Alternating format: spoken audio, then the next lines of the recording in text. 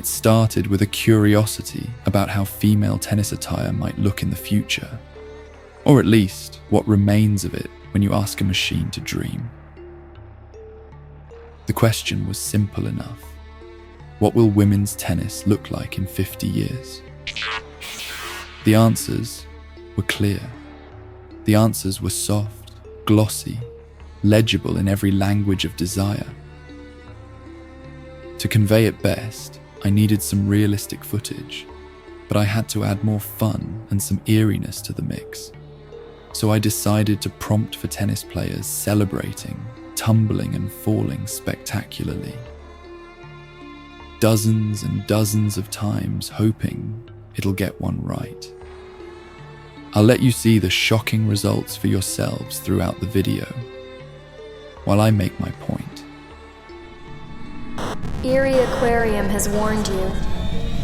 Subliminal haunting is our game. Disclaimer. For those of you who've been here before, this won't come as a surprise.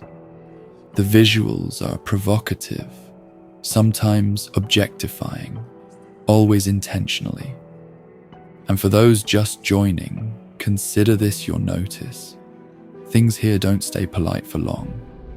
I operate without censorship, without taboo, not because I'm trying to be loud, but because I don't believe in the walls others decorate with virtue. I believe in choice, in liberty, in the right to be eccentric and fringe. If I were to be a tennis player on a public stage, I would have been the first to design my own clownish outfit, ripped, sexy, and whimsical. But that freedom, although harmless, doesn't exist. I've been following guidelines for decades and across many cultures, and it is crazy to me how we are forced to normalize our beings and accept unjustifiable restrictions. Expression doesn't ask for permission, whether you're on the giving or on the receiving end, and curiosity never should neither. So, with that out of the way, let's get back to women's tennis and AI's visual prophecies, and the way it handles the spectacular falls I have prompted. Spoiler alert, not gracefully, just convincingly.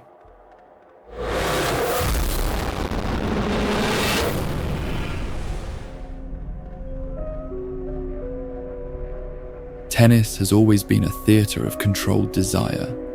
The trajectory is undeniable. Suzanne Lenglen scandalised Wimbledon in 1919 with her calf-length skirt and exposed forearms. Revolutionary for a sport where women previously played in floor-length skirts, stockings, and long-sleeved tops. By the 1950s, thigh-length tennis skirts had become standard. The 1980s brought shorter, more fitted styles, leading to the tank tops and increasingly abbreviated skirts of the 1990s. By 2004, Serena Williams was wearing tank tops and more suggestive lines, and the 2000s ushered in an era of sports bras repurposed as tennis tops, low-cut designs that blur the line between athletic wear and something else entirely. Each decade shorter, more revealing, more focused on the body than the sport. What's telling is that men's tennis followed no such trajectory. Their shorts remained modest and got even longer. Their shirts remained functional. The asymmetry reveals everything about who was making these design decisions and for whom.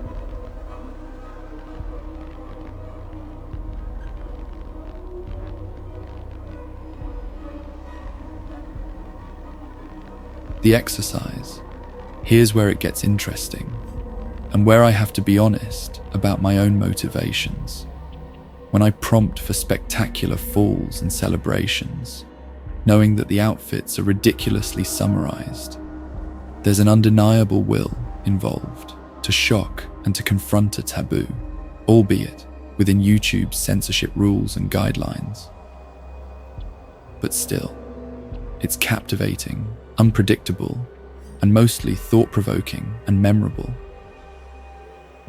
The channel has always embraced the female form, the beautiful and the provocative, but only in eerie contexts, and there's something almost absurd about watching these algorithms conjure such convincing, yet physically impossible TV footage from a foreseen future. It's the intersection of historical critique and personal fascination that makes this experiment both curious and telling. When I prompt the AI to extrapolate from historical trends, it generates clothing with cuts that are more revealing, fabrics that suggest transparency, designs that prioritize visual impact over performance. AI is more than capable of amplifying this corporate homogenization to its logical extreme. It's trained on decades of this imagery, has internalized these visual biases so completely that it produces scenarios emphasizing vulnerability and motion that suggest more than athleticism, falls that linger in ways that defy physics but satisfy some deeper visual logic the algorithm has absorbed, accentuated of course by the revealing nature of those futuristic Nike outfits. It's not programmed to be voyeuristic.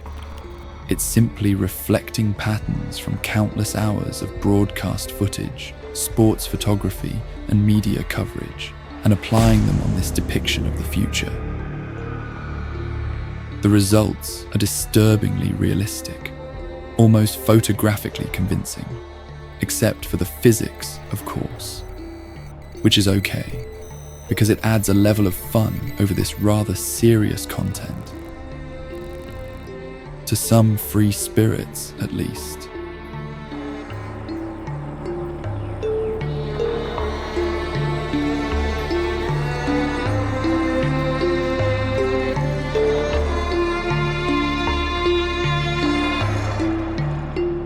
This exercise revealed something profound about machine learning bias. These algorithms excel at generating what they've seen most frequently in their training data. If women's tennis has been predominantly framed through certain visual tropes, then the AI will naturally amplify these patterns while eliminating the possibility of alternatives. It's not creating new forms of objectification. It's innocently perfecting existing ones. And here's what's particularly insidious.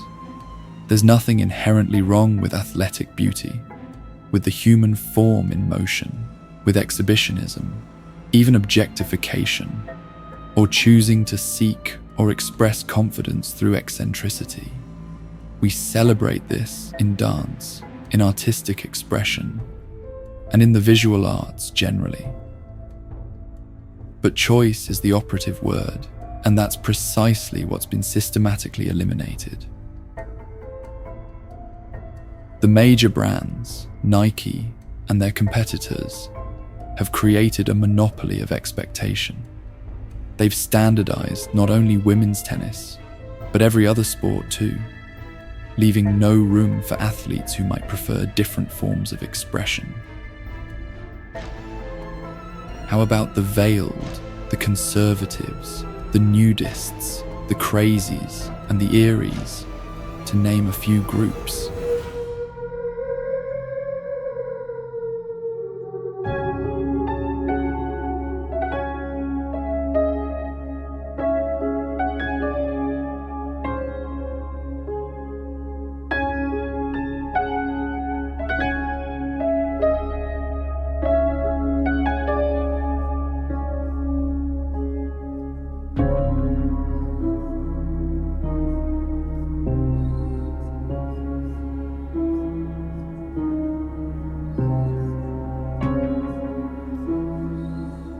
The physics violations, the impossible falls, the hypnotic repetitions, the way bodies move through space in ways that feel almost right but aren't. These aren't technical failures. They're symptoms of how movement and bodies are encoded in these systems. The AI excels at visual realism, but struggles with the fundamental laws of motion and dynamics, creating this uncanny valley where everything looks convincing until you pay attention to the actual mechanics and optics. But besides the entertaining distorted visuals, there's something almost prophetic about these generated scenarios. Imagine a person in the 1920s watching a modern-day tennis player in a tennis dress, showcasing her body for 2-3 hours under dozens of telephoto cameras and live broadcasts. And might I remind you all, she gets no say. I think the person of the 1920s would be more shocked and offended than us watching these prophecies on the screen right now. These videos reveal the logical endpoint of a century-long trajectory, showing us where current trends might lead if left unchecked.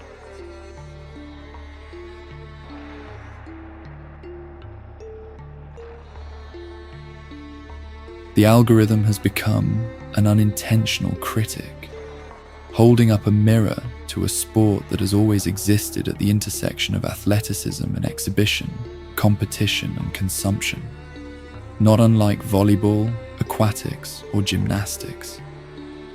The male equivalents would be MMA, wrestling, and combat sports in general.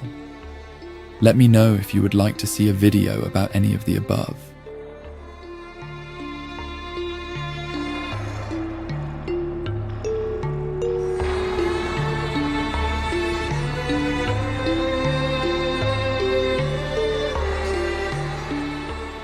I would end by saying that what's most disturbing is how this predictive quality works.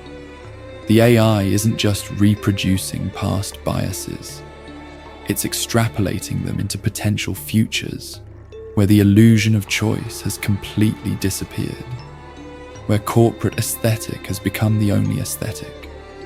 And that's the real horror, not the sexualization itself, but the elimination of alternatives. The algorithm shows us what we've been seeing all along, but haven't wanted to acknowledge. A future where individual expression has been completely subsumed by market forces, where the personal enjoyment of beauty becomes inseparable from systemic control. It's unsettling precisely because it gets it so right.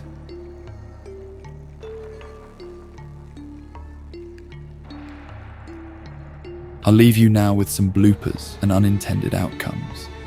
And don't forget to like and subscribe if you reached this far.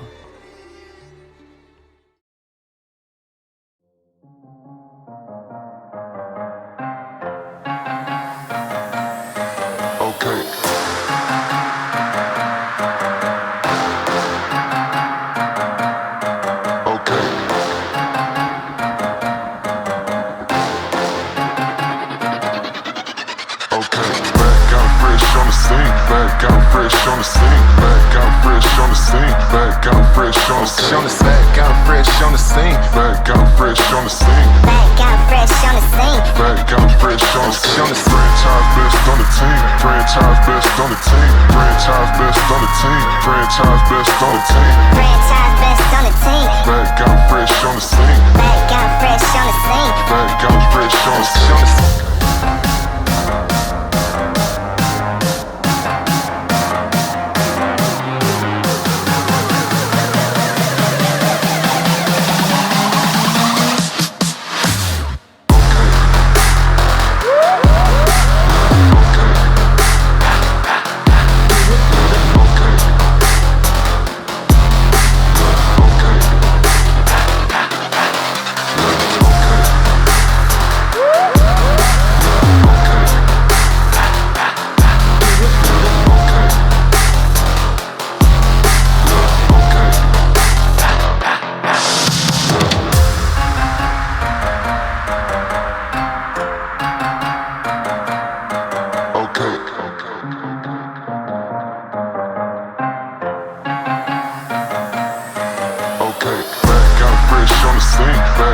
fresh on the scene. Back out fresh on the scene. Back out fresh on the scene. Back out fresh on the scene. Back out fresh on the scene. Back out fresh on the scene. Back out fresh on the scene.